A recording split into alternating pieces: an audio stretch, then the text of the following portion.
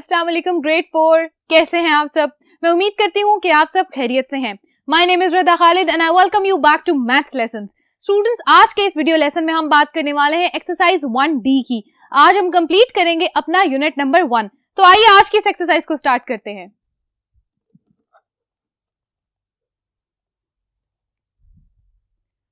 हाँ जी, तो स्टूडेंट्स, आज के इस वीडियो लेसन में हम बात करने वाले हैं अरिथमेटिक ऑपरेशंस की। हमने ये पढ़ा है कि एडिशन क्या होता है, सब्ट्रैक्शन क्या होता है, मल्टीप्लिकेशन एंड डिवीजन अलग-अलग से पढ़िए।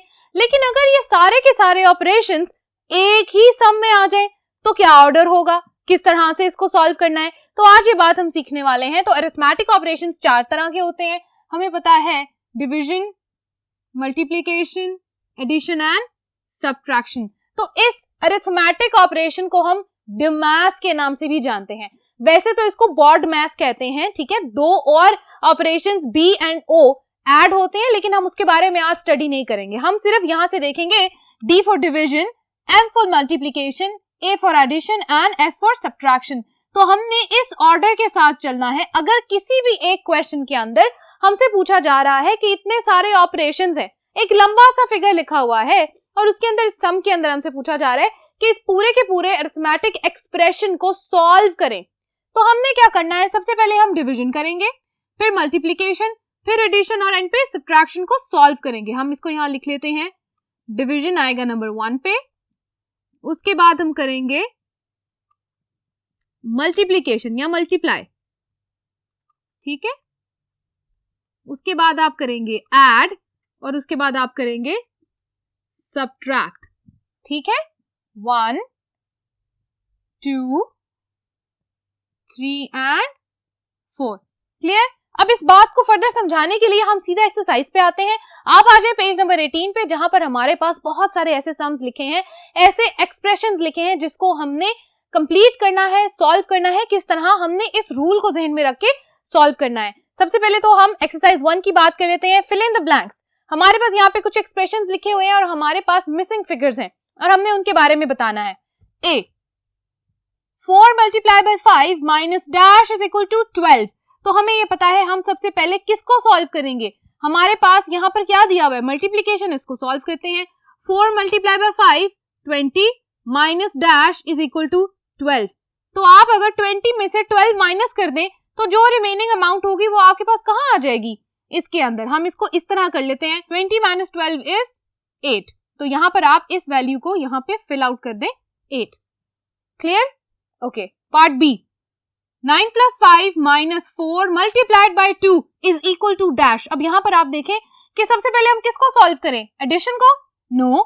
हमारे पास सब्ट्रैक्शन है, उसको सॉल्व करें? नो। सबसे पहले हमने ये पार्ट सॉल्व करना है। इस तरह के सम को सॉल्व करने के लिए हम बाकी की सारी एक्सप्रेशन को एज इट इज लिख देते हैं और इन दोनों को सॉल्व करके लिख देते हैं।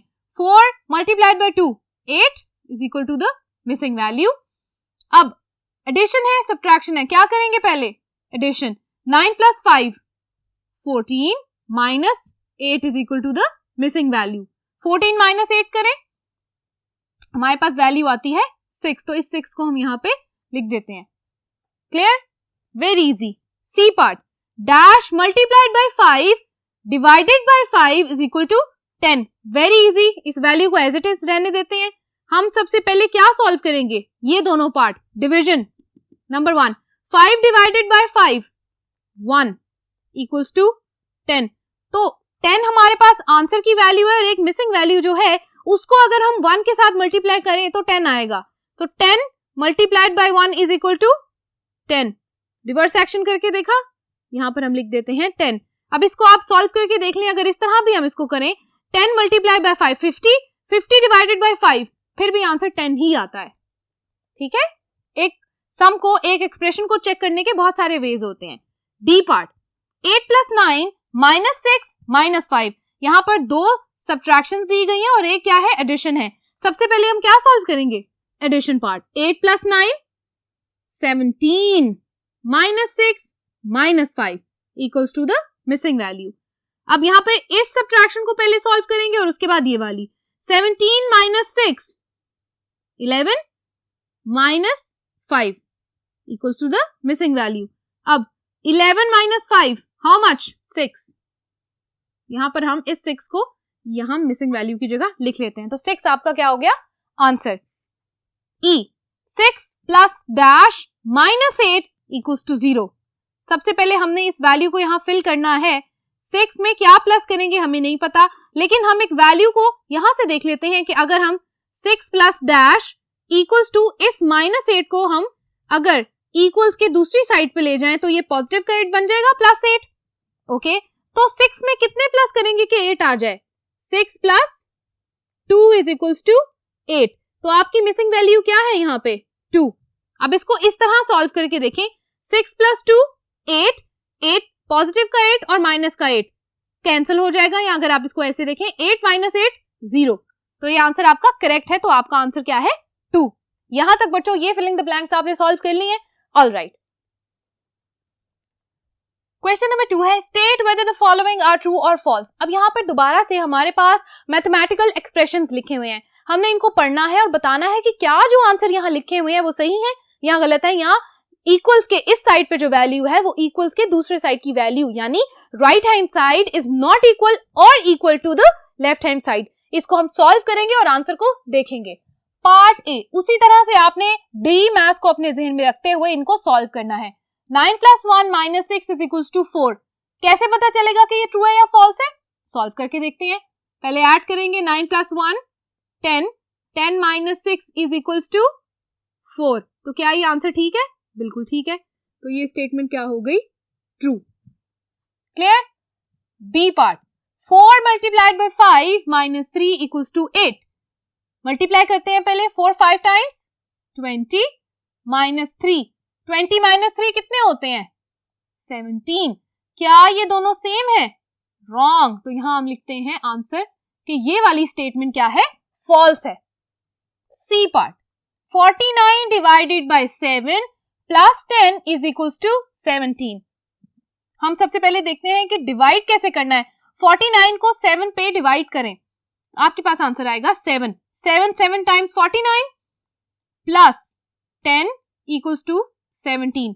7 प्लस 10 17 होता है। तो क्या ये आंसर बिल्कुल ठीक है और ये आंसर्स मैच कर रहे हैं।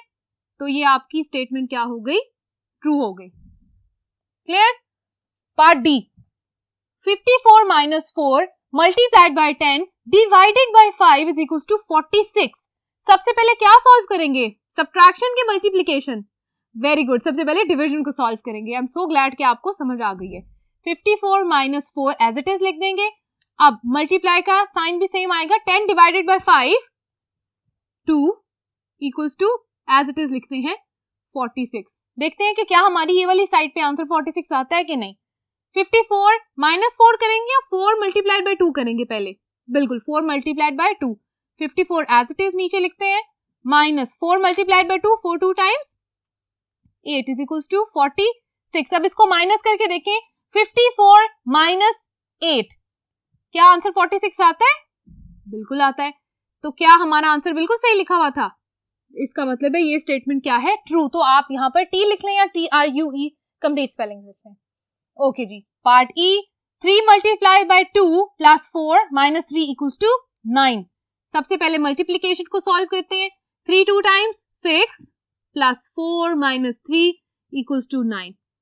6 plus 4 10, 10 minus 3 equals to 9। 10 minus 3 कितने होते हैं 7। क्या 7 इक्वल्स 9 है, नो। तो हम यहाँ लिखते हैं कि ये आंसर क्या है, ये एक्सप्रेशन फॉल्स है।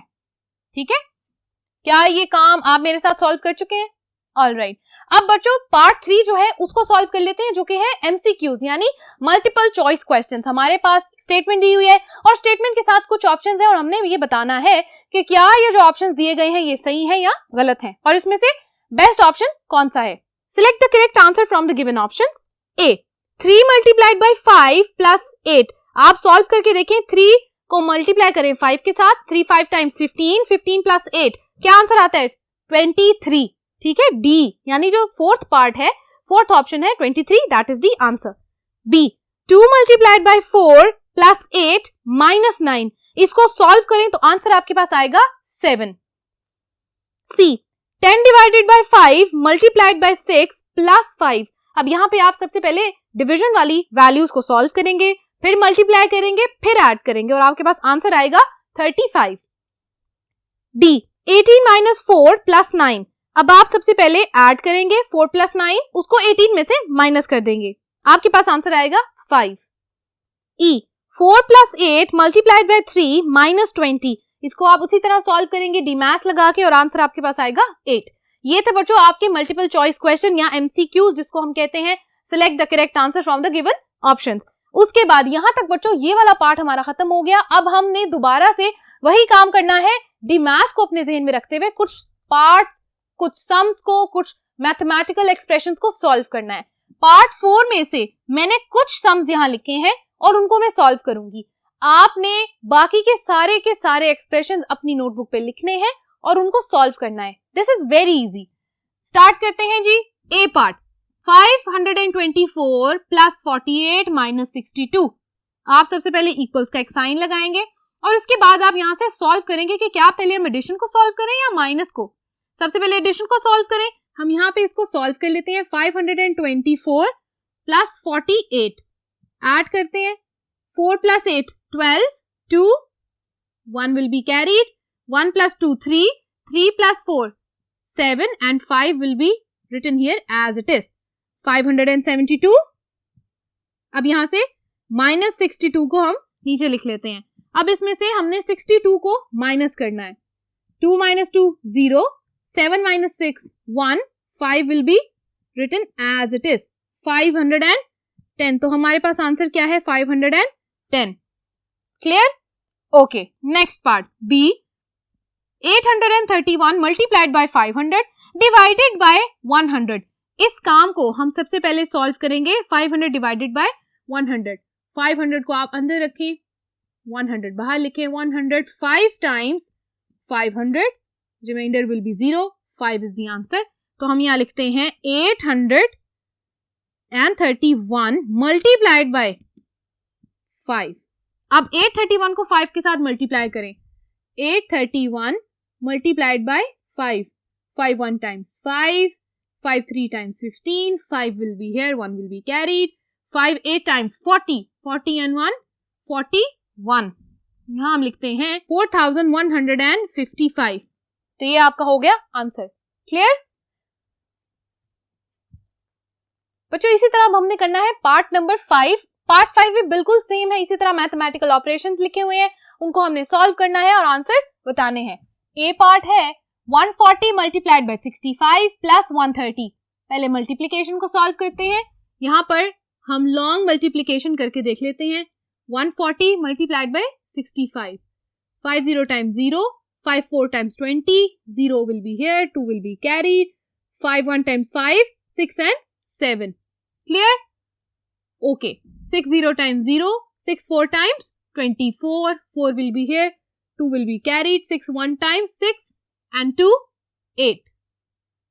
Now 0 0 0 0, 7 and 4 11, 1 will be here, 8 plus 1 90 100, 90 100 plus 130।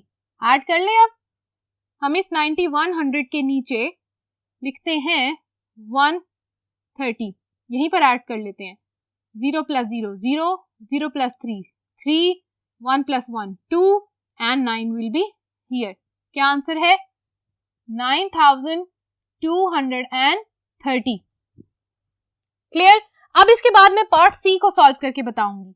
70 minus 7 multiplied by 10। 70 minus 7 10 times 70। क्या आंसर आता है? 70 minus 70 0। ट्रिकी क्वेश्चंस भी आएंगे। इसी तरह बच्चों बाकी के जितने भी पार्ट्स हैं पार्ट 5 के अंदर, क्वेश्चन 5 के अंदर, वो सब आप खुद से सॉल्व करेंगे क्योंकि ये बहुत आसान है। ऑलराइट, इसी तरह पार्ट 6 के अंदर भी कुछ ट्रिकी से लॉन्ग से क्वेश्चंस थे जिसके अंदर सारे के सारे अरिथमेटिक ऑपरेशंस दिए हुए हैं, उनको मैं आपके साथ यहाँ सॉल्व करके आपको बता देती हूँ। मैंने यहाँ लिखा है पार्ट बी और पार्ट जी। मैं ये दोनों पार्ट्स आपको सॉल्व करके बताऊंगी और बाकी के सारे आप अपनी नोटबुक पे प्रैक्टिस के तौर पे करेंगे। ओके, अच्छा जी। 4 plus 9 divided by 3 multiplied by 5। अब यहाँ पर डिवीजन बिल्कुल दरमियान में लिखा है तो बहुत सारे बच्चे कंफ्यूज हो जाते हैं। हम यहाँ से लिखना स्टार्ट करते हैं। क्या हमने 4 plus 9 को सॉल्व करना है? नहीं, हमने तो 9 डिवाइडेड बाय 3 को सॉल्व करना है तो हम यहाँ पर 4 प्लस एज इट इज लिखते हैं। 9 डिवाइडेड बाय 3 को सॉल्व करें, 3 का टेबल कहां तक पढ़ेंगे कि 9 आ जाए, या 3 को जब हम मल्टीप्लाई किस नंबर के साथ करेंगे कि हमारे पास आंसर क्या आ जाए 9। 3 टाइम्स 9, क्लियर, मल्टीप्लाइड बाय 5। अब इन दोनों को सॉल्व नहीं करना, इन दोनों को सॉल्व करना है। 4 प्लस एज इट इज लिखेंगे, 3 5 टाइम्स 15, क्या आंसर आता है 15 plus 4 19। This is your answer. समझ आ गई? डिमैज ज़हन में रखें, division, multiplication, addition and subtraction. G part देखें, 120 divided by 12 multiplied by 3 minus 15। Division, multiplication and subtraction. सबसे पहले डिवीजन करें, 12 120, 10 12 10 times 120 multiplied by 3 minus 15। 10 3 times 30 minus 15, 30 minus 15 is 15। तो ये आपका हो गया आंसर। क्लियर बच्चों? इसी तरह ये पूरी की पूरी एक्सरसाइज 1D आपने सॉल्व करनी है। जितने भी क्वेश्चंस रिमेनिंग रहते हैं वो सब आप अपनी नोटबुक पे एज प्रैक्टिस करेंगे। दैट्स इट फॉर टुडे बच्चों। यहां तक हमारा यूनिट 1 कंप्लीट होता है और हमने इस पूरे यूनिट में नंबर्स, इंटरनेशनल सिस्टम और अरिथमेटिक ऑपरेशन को सीख लिया। Thank you so much for watching today's lesson. अब मिलेंगे अगले वीडियो लेसन में यूनिट नंबर 2 के साथ। अपना बहुत सारा ख्याल रखिएगा। अल्लाह हाफिज।